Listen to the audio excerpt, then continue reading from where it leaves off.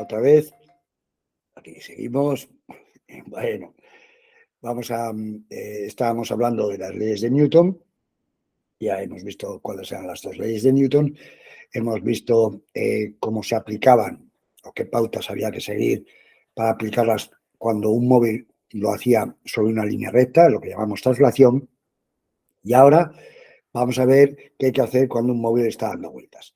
Todo esto entra dentro de las pizarras teóricas, ¿vale? Que ya, bueno, las nombraremos como tales, para que después pasemos a ver los problemas en donde se pondrá de manifiesto claramente las pautas de las que estamos hablando aquí, aunque aquí también vamos a hacer, como siempre en la parte teórica, hacemos un ejemplo, ¿de acuerdo?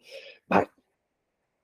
Entonces, vamos a ver, perdón, las pautas que hay que seguir, eso es cuando tengamos un cuerpo dando vueltas.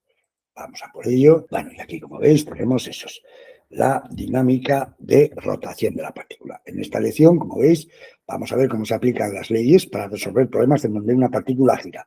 Al igual que en las traslaciones, hemos de llevar un orden y aplicar unas pautas parecidas. Son las siguientes.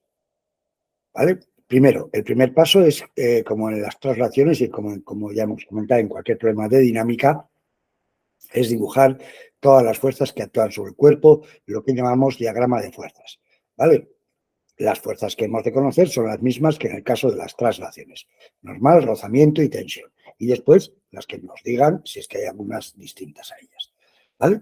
Bueno, después ya, en el segundo paso ya cambian las cosas. Mirad, una vez que hemos puesto las fuerzas, las vamos a descomponer también, pero vamos a ver sobre qué ejes. Mirad, dice, recordando una idea fundamental de la cinemática, sabemos que el vector aceleración en un movimiento curvo cualquiera se puede descomponer en dos perpendiculares. Uno de ellos es tangente a la trayectoria y lleva la dirección de la velocidad, y se llama por ello la aceleración tangencial de expresión conocida, y se encarga de variar el módulo de la velocidad, del vector velocidad. Pero la otra componente del vector de aceleración es perpendicular al anterior, llamado por eso normal o centrípeta, y por ello va siempre hacia el centro de la curva en esa posición y se encarga de variar la dirección de la velocidad.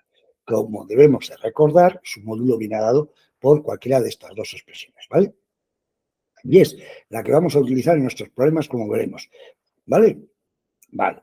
Dicho esto, descomponemos las fuerzas sobre los siguientes ejes. Mirad, sobre el eje normal o centrípeto. Claro, porque sobre ese eje sabemos que hay una aceleración centrípeta. Entonces, como os dice aquí, va desde el centro, desde el cuerpo hasta el centro de la rotación, que en nuestro caso serán circunferencias. O sea que, por lo tanto, fácil de distinguir el centro. Y después, sobre un eje vertical, pero ya veis, solamente en el caso de si la rotación es en un plano horizontal, que va a ser bastante común esto, ¿vale?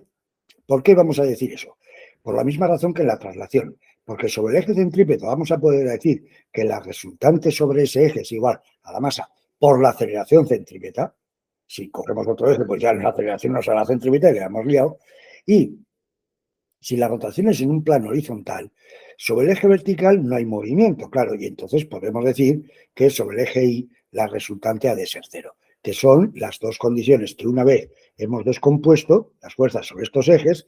El tercer paso, ya veis que se parece mucho a la traslación, cambiando un poquito. El tercer paso, lo que decimos es que, como veis, la resultante sobre el eje centrípeto normal es igual a la masa por aceleración centrípeta, y si hemos tenido que elegir el eje de la SIS porque la rotación es un plano horizontal, la resultante sobre el eje de la SIS igual a cero. Con lo cual, como decimos, ya veis que se parece mucho a lo que hay que hacer en una traslación. ¿Vale? Este sistema de ecuaciones nos dice resuelve el problema dinámico, como veremos en los ejemplos. Al igual que en la traslación, hemos elegido estos ejes porque sobre ellos podemos aplicar las condiciones dadas y no sobre otros cualesquiera.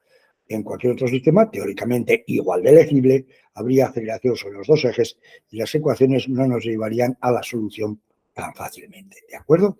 Bueno, pues entonces hacemos como siempre un ejemplo. Ya os decimos que veremos ejemplos en la parte de ejercicios, pero mirad, aquí nos dice que una masa de 10 kilos gira atada a una cuerda de longitud 2 metros, formando esta un ángulo de 30 grados con la vertical, tal como se indica en la figura. Calcula la tensión en la cuerda y la velocidad lineal y angular del cuerpo. Problema, vamos, Mirad, aquí tenemos, fijaos, el cuerpo está dando vueltas en un plano horizontal, ya veis. Entonces, nada, hemos dibujado el cuerpo, hemos dibujado su trayectoria, tal como nos dicen. La cuerda, ya veis, esta forma 30 grados con la vertical y estamos con lo que se llama un péndulo cónico, ¿va? ¿De acuerdo? Supongo que os lo imagináis, una cuerda, le dais vueltas con el dedico y en la piedra da vueltas en un plano horizontal. Bueno, se trata claramente de una rotación por el enunciado y porque me han dado esta figura, que lo normal es que se dé, ¿de acuerdo? Donde además ya veis que el centro de la rotación es este. Entonces, lo primero que hacemos es dibujar las fuerzas. Daos cuenta que las fuerzas son, primero, el peso que se transmite por el espacio sin necesidad de tocarlo, que es vertical ya de abajo, y así lo hemos puesto, y después las demás tienen su origen en los contactos físicos que el cuerpo tenga con el exterior. Este cuerpo no está apoyado, con lo cual no hay normal rozamiento, pero claramente hay una cuerda, con lo cual la cuerda le ejercerá una fuerza hacia su centro y que llamamos tensión, y ya la hemos puesto aquí, ¿vale? Bueno, pues ya tenemos ahí las dos fuerzas que actúan sobre el cuerpo. ¿Qué tenemos que hacer ahora? Se trata de una rotación, además en un plano horizontal. Según acabamos de decir, descomponemos sobre el eje centrípeto, que es, ya lo veis, aquí el horizonte que va del cuerpo al centro, ya está aquí claramente bien indicado, y claramente como la rotación es en un plano horizontal, pues también sobre el eje Y vertical, ¿de acuerdo? Y los datos además están ya dados, fijaos, la longitud de la cuerda es 2 metros, el ángulo es 30 grados, el peso, esto es 10 kilos, pues podríamos poner 10 por G ya, pero bueno.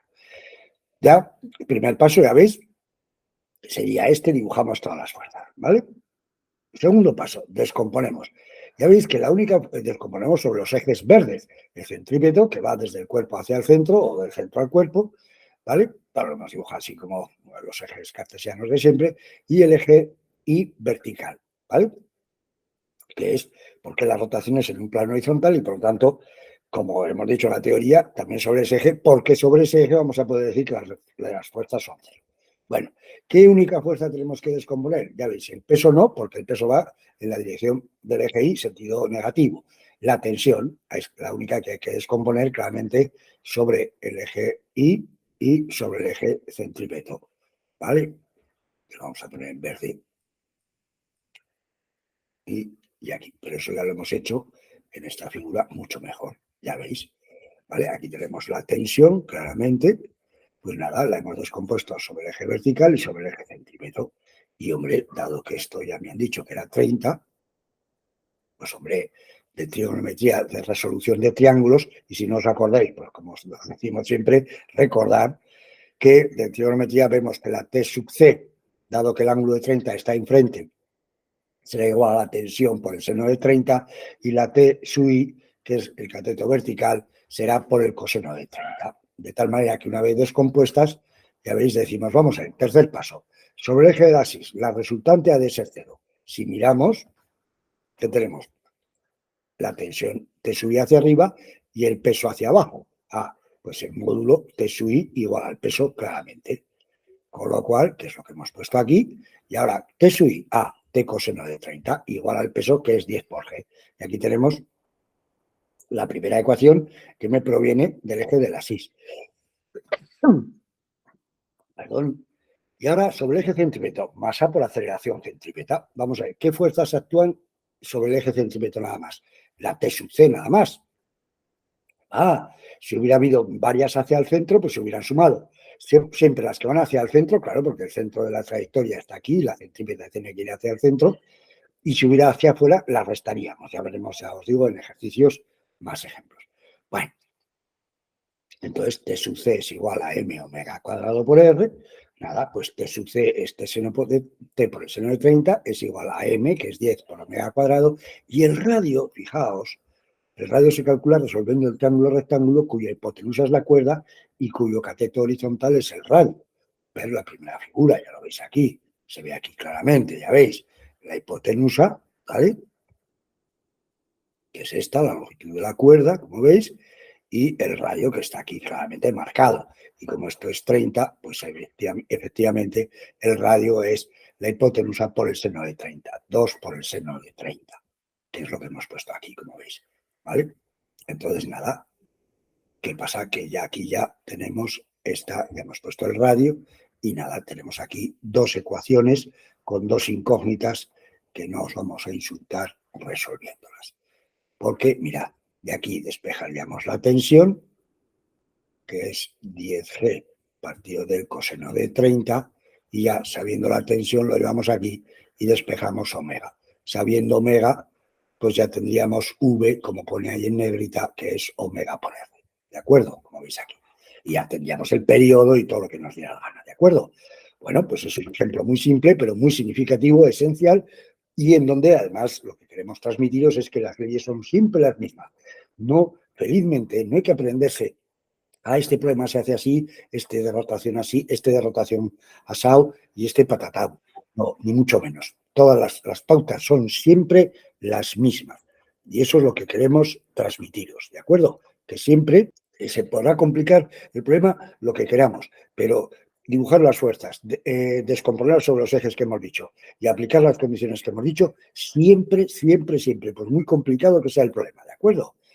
Bueno, pues como siempre os decimos, esperando habernos explicado, pues nada, y bueno, que miréis esto y después ya, como siempre os decimos, los problemas resueltos, que serán unos cuantos bastantes, ¿de acuerdo? Pero primero el marco teórico. Bueno, si lo tenéis muy claro, pues paséis ya a los problemas, ¿vale? Pero yo os aconsejo que miréis primero, son peliculillas, ya veis, esta película, pues cuánto, pues que va a ser 20 minutos o así, pues venga, que las miréis, hombre, ¿de acuerdo? El marco teórico. Venga, chao.